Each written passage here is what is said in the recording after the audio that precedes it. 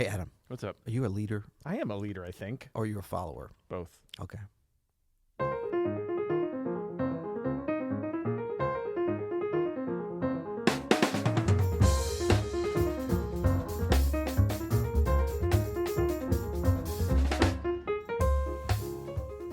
I'm Adam Manis, And I'm Peter and Martin. you're listening to the You'll Hear It podcast. Daily jazz advice coming at you. Coming at you, today's episode of the You'll Hear It podcast is sponsored by the Oxford. Sorry, I like I love the it when you clap. do that. I know.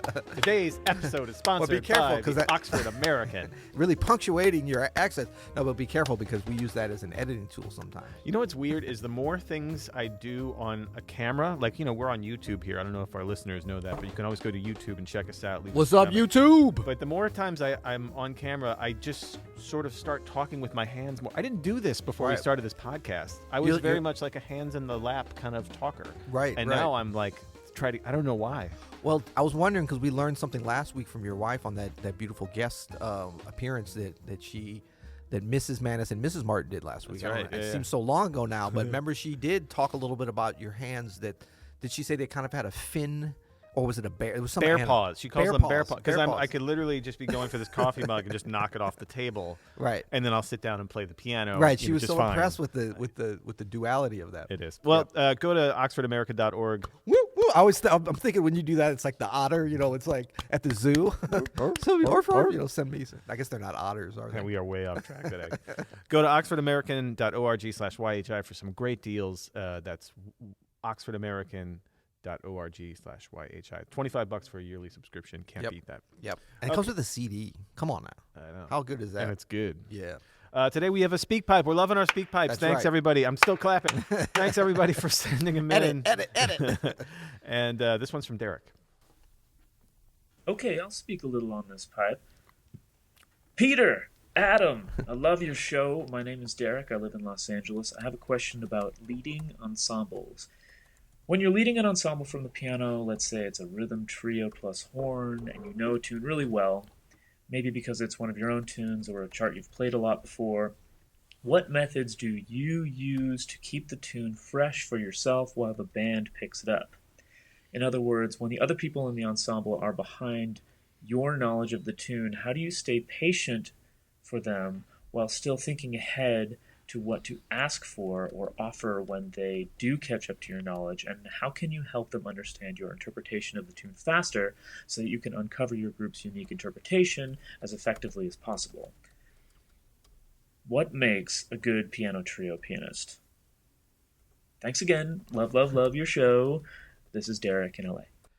Wow. Love it, Derek. Love the speak into the pipe. That's perfect. I know, that was good. And then I love at the very end how he throws in a whole nother huge question. Also, what makes a good piano trio? Well, I why? think Is it together? I think he Okay. was. Yeah, he was like, what makes a good piano trio pianist? Yeah. I think the whole thing is about leadership and leading a group. Right. From what I gather of his question, and it's a good question because it is a separate skill. It's not playing. It's a whole other thing. Yeah. I think I think he mentioned the word patience. How do you stay patient? So there's the grappling with not staying patient, and to your point of leadership, we have to stay patient when we're leading and we know something more or we know what's going to happen. First of all, when we think we know we're right, we're not always right. We are pianists, so we're usually right. That is true. Most and we're usually leading. Yeah. No, but part of it is I think having the spirit at least of that we may not be right or there may be another way. Mm-hmm. So we being patient is not just being like, oh, we're waiting for everyone to catch up to our knowledge. We have to be open as well. Or there might be a middle ground to meet or whatever. Or look, we're not always, sometimes you're in a situation where you're playing and you're like, wow, I know all this better than everybody on the bandstand. But having that kind of mentality as you're playing cannot lead to the most edifying performance for the audience. And that's really what you're there for. So, I mean, if you imagine that like LeBron James were to go play with, us, say, a little 3-on-3, and we were part of his team, he could either be like, he could like pass the ball to where we're supposed to be, or he could and then wait for us to go there, but we wouldn't make it there in time. Or he could kind of, I don't want to say play down to our level, but kind of pull us up as far as we could go, but then play with us. Yeah. Yeah. I don't know. This is kind of an impossible situation. Yeah, I Analogy. mean, well, you mentioned the word open, and I think for Derek, this has got to be the key. I think some of the most important decisions in these kind of situations is actually who you hire or who you're playing with. Yeah. And then you have to be open to let them do what they do, even if they don't know the material or they're not as familiar with it as you are. Like what they bring has to be a part of the equation. It has to be. It absolutely. And oftentimes, Even if you are up there and you realize you made a mistake in who you chose, that's Yeah. still on you more It's- than them. They're just who they are, you right, know? and you have to let that happen in a way that's organic. You can't. I mean, you can't expect them to come to where you are in the tune, whatever that is. I'm not even sure what we're talking about here. If we're talking about like, knowing a particular jazz standard or arrangement, Yeah. but any of those situations, whomever is on the gig, and you have to be open to what they bring to it. And actually, you have to play in a way that encourages them to be themselves. Yes. And to do it the way they're going to do it the best, that serves how they can play. Or Because else, ultimately, that's what you hired them for, or that's what you pulled that ensemble together yeah, for. I'm not telling a drummer exactly how to play everything. Hey, play this beat exactly like this. I've seen you do that. Well, in certain situations. Literally sat down. No. No. But no. Not usually. I'm saying I think it's going to be this vibe. Yeah. And then I let it happen how it's going to happen. Yeah, it's an art to that. It's not a science. Yeah. But that's why I think we're talking about things that are a little bit sort of try to get the mindset, try to get the mentality as you go in, and then let your actions and your words. And I mean, look, once you're on the bandstand playing a gig, it's really a little too late to deal with a lot of this stuff. Totally. Yeah. Not to say that we've all gotten in those situations where we're like, oh my God, why is everybody so? What am I doing here? Or how do I get there to be more of a like symbiotic relationship between, say, the trio? I mean, him mentioning that at the end, it's funny because at the beginning, talking about, I think he said some horn players and like a rhythm section or one horn, you get into a situation where there's several different relationships that you, as a leader, you have to kind of manage. There's the whole group and then you with the audience and how all of it is appearing, but then there's the rhythm section thing. Yeah. There's the bass and the drums, there's you between. But with the trio, there is the opportunity there to really have that kind of triangle type of love triangle kind of, well, yeah, I don't know. Careful. Yeah, I don't know anything about that, but I'm just saying, like, you can, it's a special relationship where you can have something going on between where there doesn't necessarily need to be as much overt leadership. That's more of just assembling the right things, like where you can really get that trust going, There's something that I do, I realize now thinking about this, that I do to help steer the conversation to where I'd like the music to go. Yeah. Hopefully I have the right people in place for this and they're going to just play how they play. But if I want us to reach a certain vibe or whatever, I'll actually do arrangements of other people's, of recordings. Like, hey, let's do this version of this from this recording. Yep. And that way I can kind of start setting the tone of what I want the group to do. Yeah. Because hopefully they're going to, and I'll send the records, I'll send the recordings, a MP3 or a video or whatever of whatever I want to do. Like, let's get this vibe.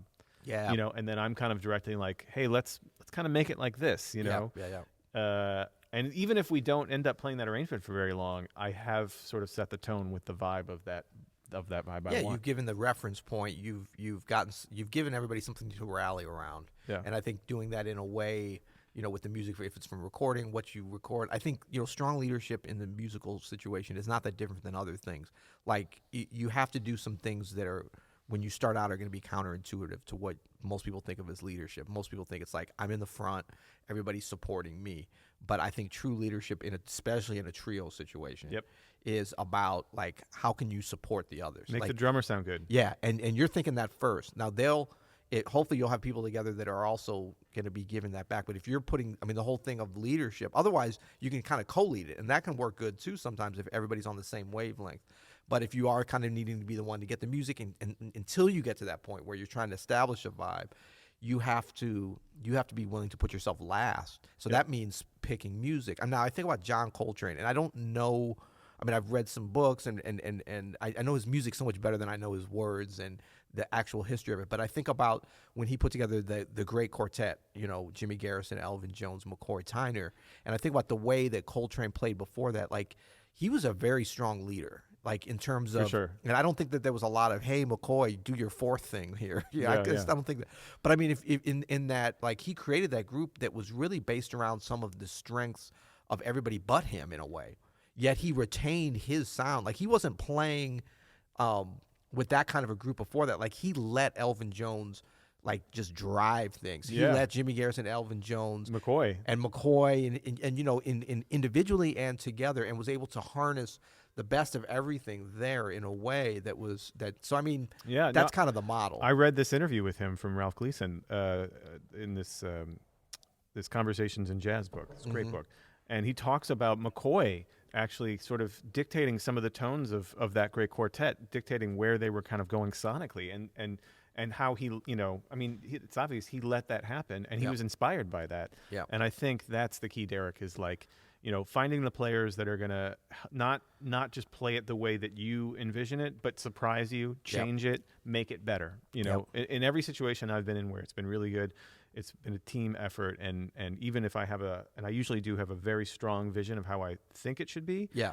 I try to be open and let people bring their stuff to it, and it usually almost always makes it better. Yeah, and look, you're not going to always have. Actually, you're never going to have McCoy Tyner, Elvin Jones, and Jimmy Garrison, or players on that level, probably. No, yeah. So it's not about that. True leadership is going to be like, what about when you've got some younger players that? I mean, McCoy and them were young then. Some people could be like, man, get some more seasoned guys, But They did all right. what are you going to do when you don't have the optimal group, or somebody sends in a sub?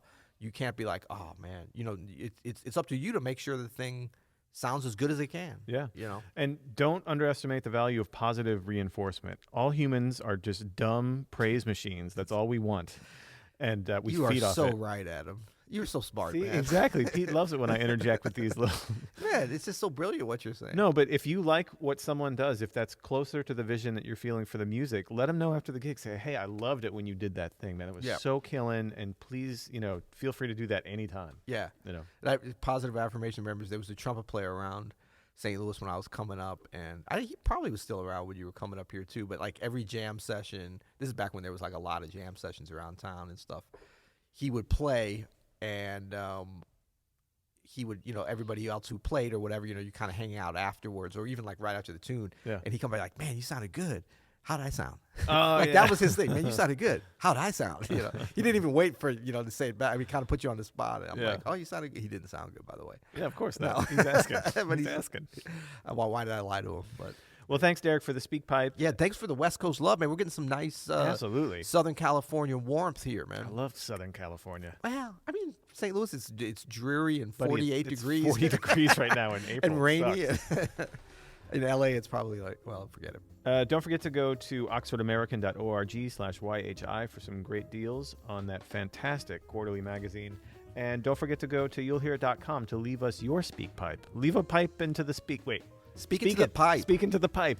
Right. I like that. Not in an outstate Missouri meth head way, though. Let's be clear. It's not that kind of pipe. We are doing a lot of meth head references lately. I don't know know we're why. in Missouri, and I know it's still prominent here. But you know what? We are not the #1 meth state. Did you know that?